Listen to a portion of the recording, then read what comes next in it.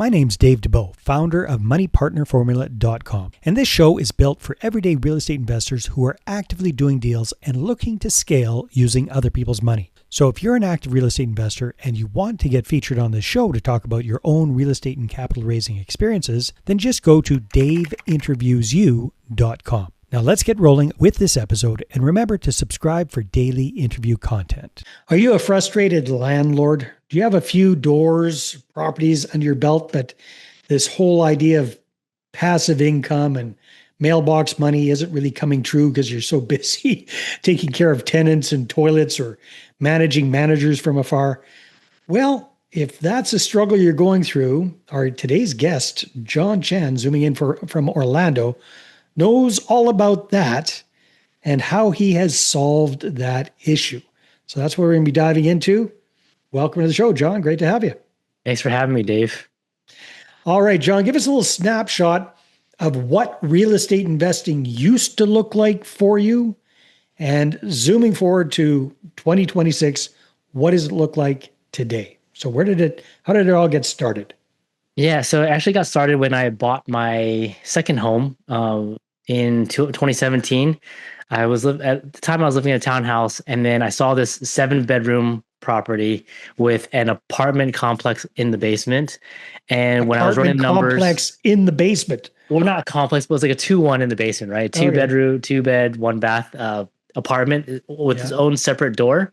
Nice. And I was just not really knowing a ton about any of it. I just did some light research, found out that I could rent it out for about $1,500 a month.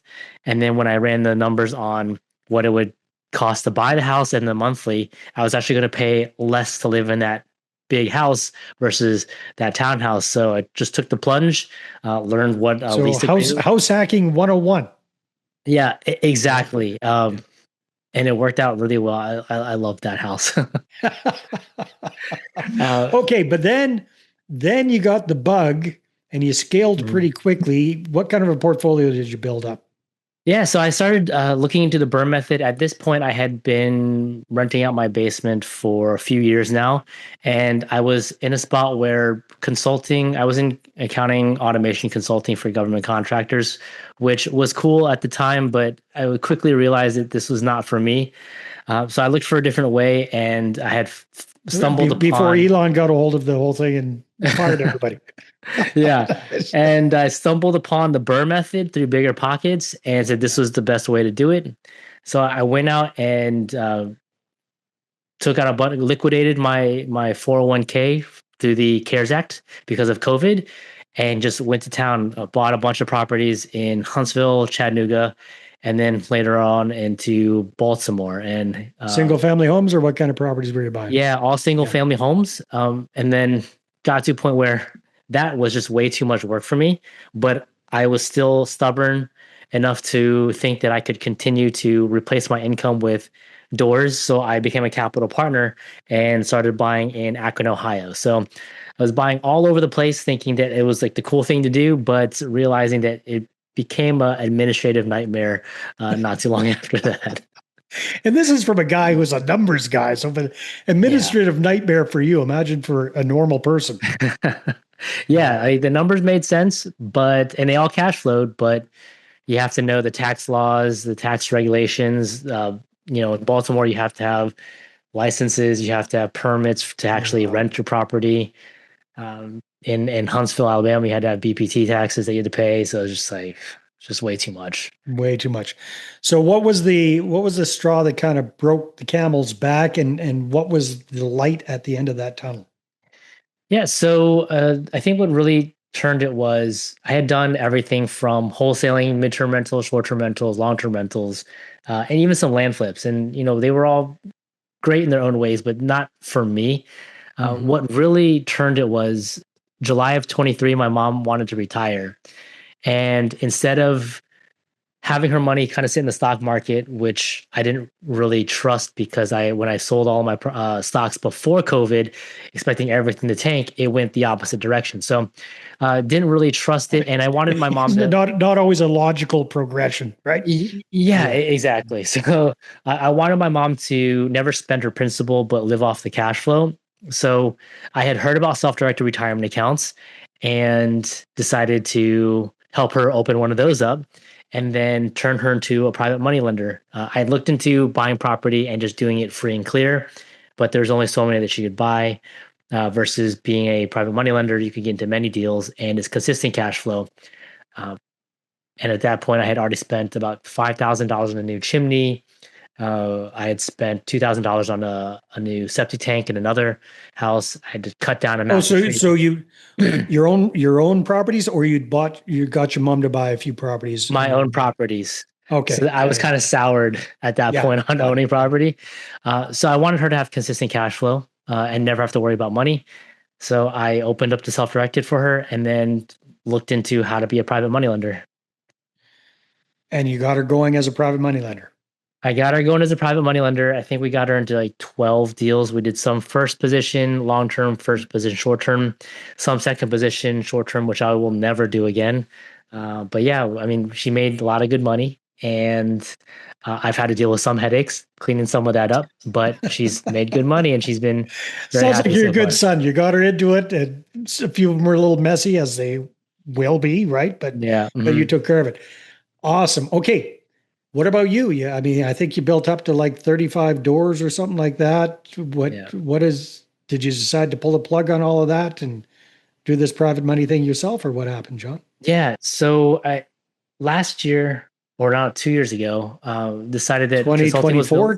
2024. Yeah, it Yep. decided that this was no longer for me. Like consulting wise, I just want to go all in on Real on real estate? estate. Yeah. Yeah.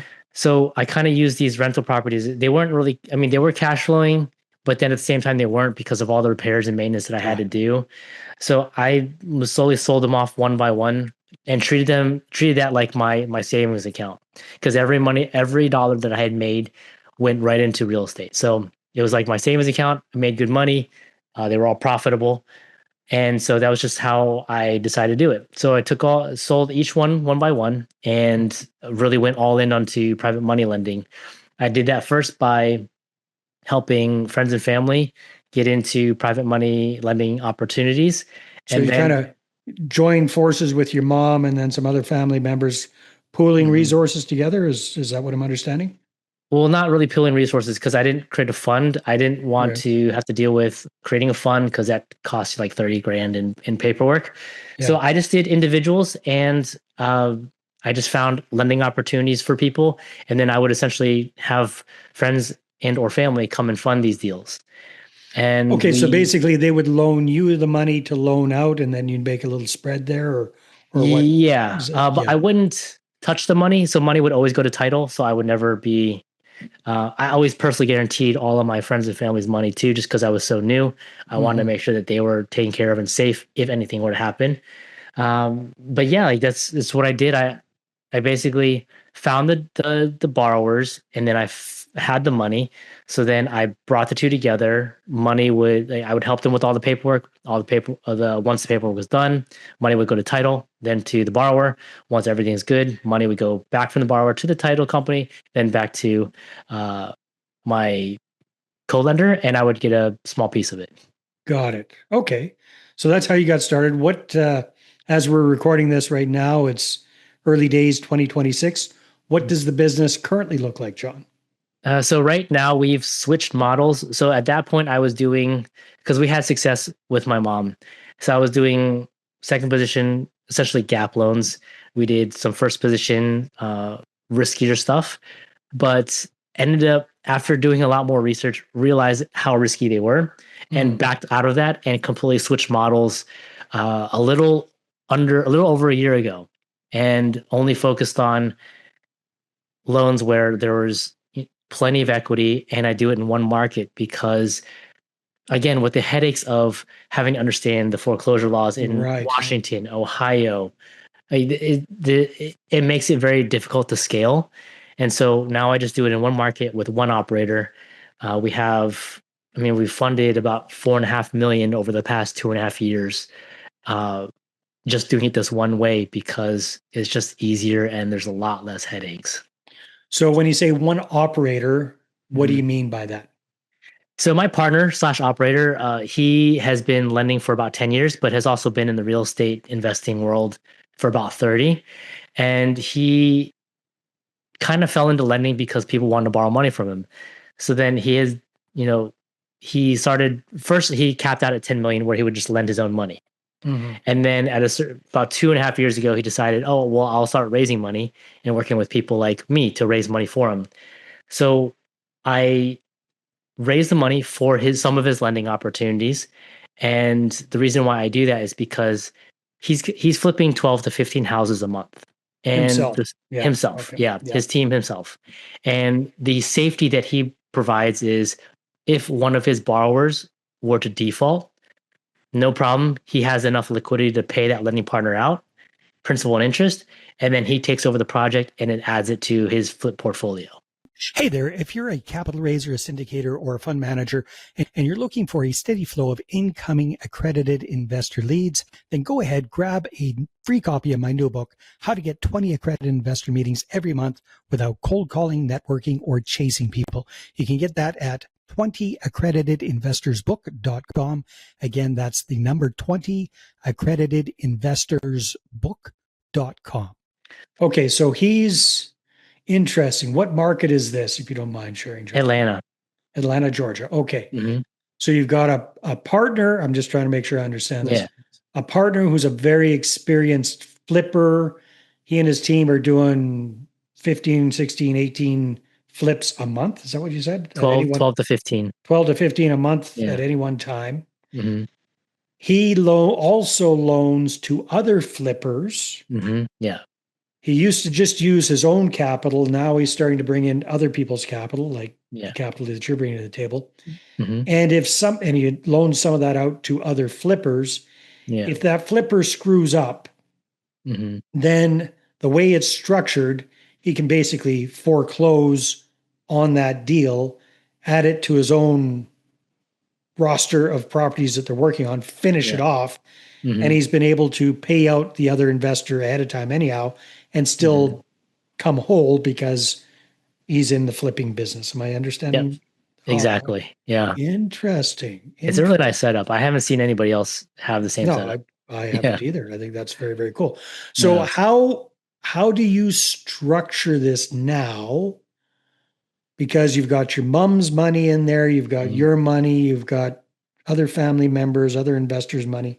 Have Yeah. you created a fund now, or how does that typically work so that you can So, yeah. that you can make money doing this and at the same time they're making a good return?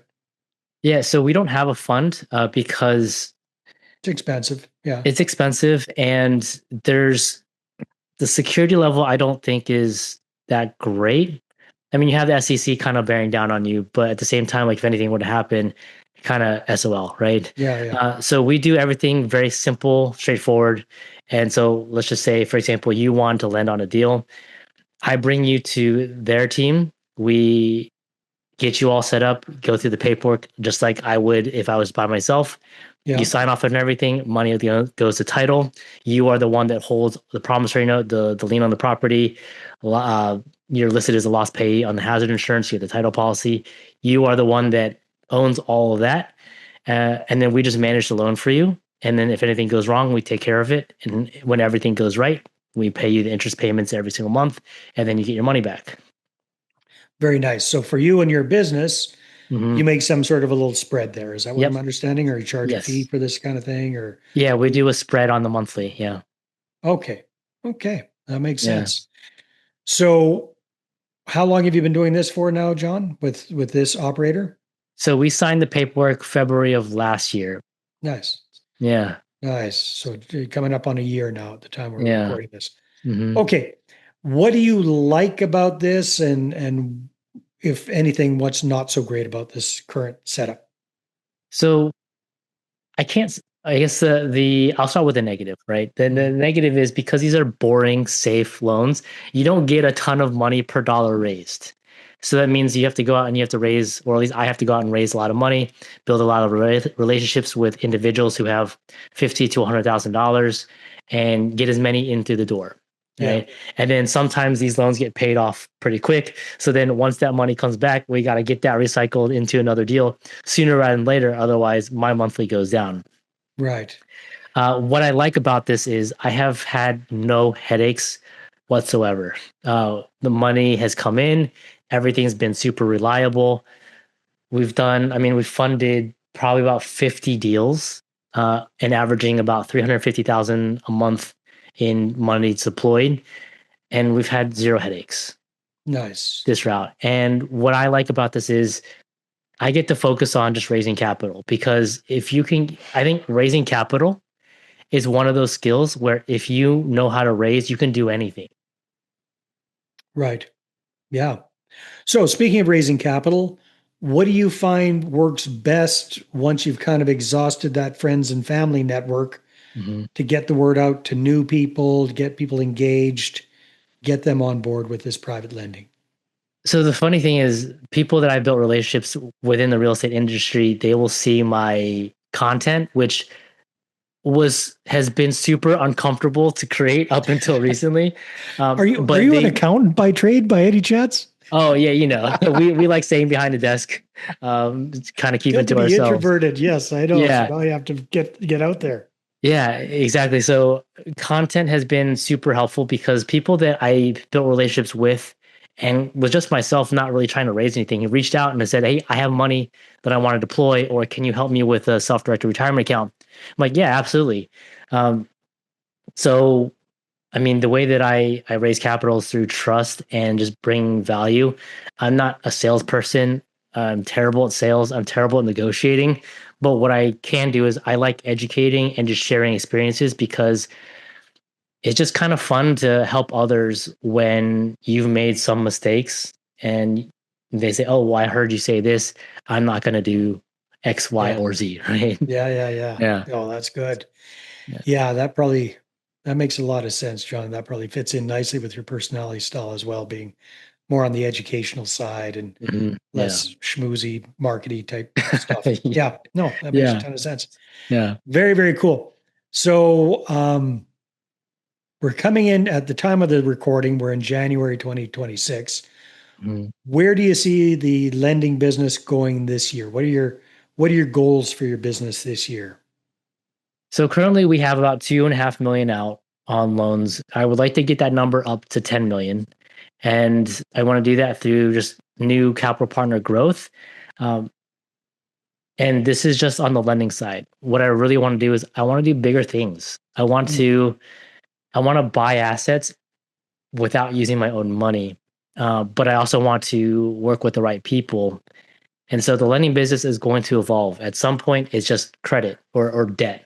But at some point, it's going to evolve into equity positions into Mm, larger assets. So the goal is get 10 million out in loans, and then also have a really robust due diligence process to evaluate operators and deals, mm. so that when I do raise for somebody, there's little to no chance that anything's going to go wrong. I mean, it's Yeah, impossible to you say. kind of want to clone this partner in different asset classes, right? You want Right. to find these kind of guys that have tons of experience and Mhm. they're going to take care of your investors' money and they know what the hell they're doing. Exactly, because it doesn't matter whose fault it is. If someone loses money, if you're part of that, it looks bad on you.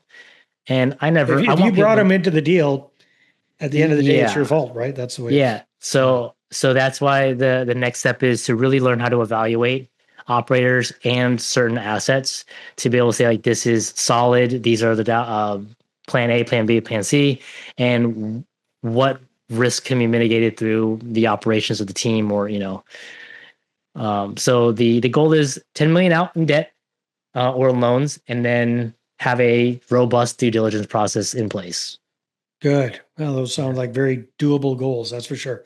So, Yeah. John, we were talking a little bit off camera before we started the interview. You're really enjoying educating people about private lending. Mhm. So, if folks are interested in connecting with you, finding out more about you, and maybe learning more about private lending, what should they do? So the best way is to reach out to me. I have a school community where it's just all education based. It's completely free. And there, inside there, I will have a 12 module PML safety framework, which again is completely free, which just walks you through exactly how to be a private money lender and how to do it safely, what things to look for, how to build your team, how to pick a market, how to underwrite. Very good. So where can people get access to your school community? So you can go to acesmanagementinc.com/school, which is SKOOL. Very good. Jon, thank you very much for being on the show. This has been a lot of fun. Dave, thank you for having me. A really efficient show. All right, everybody. Take care, and we will talk to you on the next one. Hey there. I really hope you enjoyed that episode. And as always, if you want to listen to more daily interview content, make sure you subscribe. And if you're an active real estate investor and you're doing deals and you'd like to get featured on this show, then just head over to daveinterviewsyou.com.